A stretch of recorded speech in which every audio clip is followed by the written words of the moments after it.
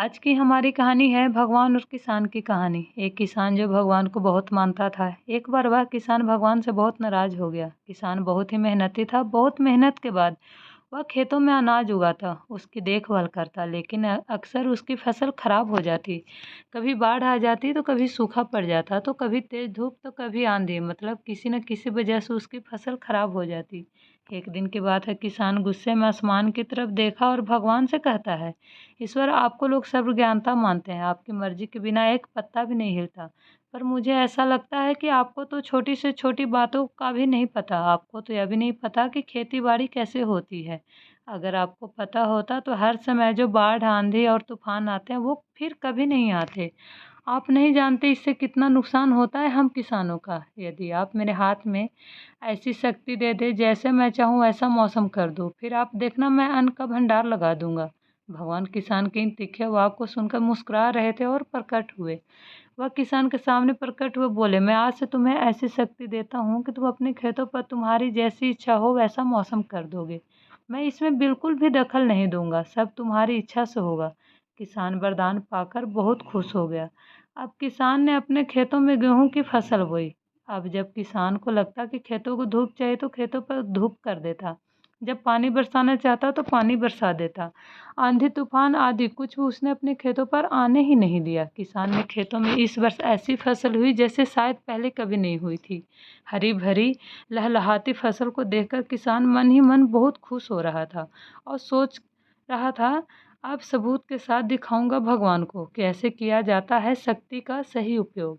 मेरी सफलता देखकर तो उन्हें अपने नियम जरूर बदलने पड़ेंगे। कुछ दिन और गुजर गए।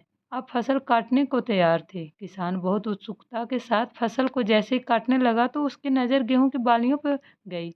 तो उसने अपना सिर पीटकर और रोने चिल्लाने लगा। गेहूं की एक भी बाली में गेहूं का एक दाना नहीं था। सारी बलियां अंदर से खोखली थी। अब किसान बहुत दुखी हो गया। अब किसान ने भगवान को रोते हुए फिर से पुकारा, हे प्रभु, तुमने मेरे साथ ऐसा क्यों किया?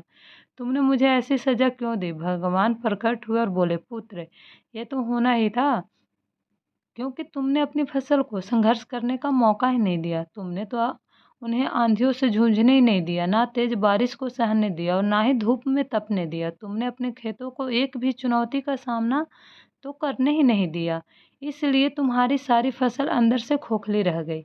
अब जब आंधी तूफान, तेज बारिश और तेज धूप पड़ती, तब ये पौधे अस्तित्व को बचाने के लिए संघर्ष करते। इसी संघर्ष से जो बल पैदा होता है वो शक्ति होती, ऊर्जा होती है, और इसी ऊर्जा पूर्ति तूने अपने खेतों को करने ही नहीं दिया। तेरे खेतों में बालियां सिर्फ इसलिए नहीं फूटी क्योंकि उन्हें कठिन परिस्थितियों से गुजरने ही नहीं दिया जहां उनके अस्तित्व का जन्म होना था। याद रखना, सोना जब तक सोना नहीं होता, जब वह आग में तपने, गलने और हथौड़े से पीटने जैसे संघर्षों से होकर नहीं गुजरता। कोयले को टुकड़ा भी हीरा तभी बनता है जब वह उच्च दाब और उच्च ताप की मुश्किल परिस्थितियों से गुजरता है। इसी तरह अगर हमारी जिंदगी में कोई संघर्ष, कोई चुनौती ही नहीं हो तो हम इन गेहूं की बालियों की तरह खोखले रह जाएंगे। हमारा भी कोई अस्तित्व नहीं होगा। विपरीत परिस्थितियां, चुनौतियां और समस्याएं हमें और अधिक निखारती है। अगर जीवन में कठिन परिस्थितियां और चुनौतियां आए तो घबराना मत,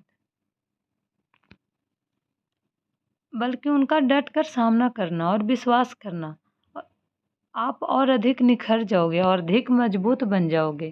किसी ने सही कहा है, जिंदगी जीना आसान नहीं होता, बिना संघर्ष से कोई महान नहीं होता। जब तक न पड़े हथौड़े की चोट, तब तक मेरे दोस्त, पत्थर भी भगवान नहीं होता। अगर आपको ये कहानी पसंद आए तो मेरे चैनल को लाइक एंड सब्सक्राइब ज़रूर कीजिएगा। Thank you so much.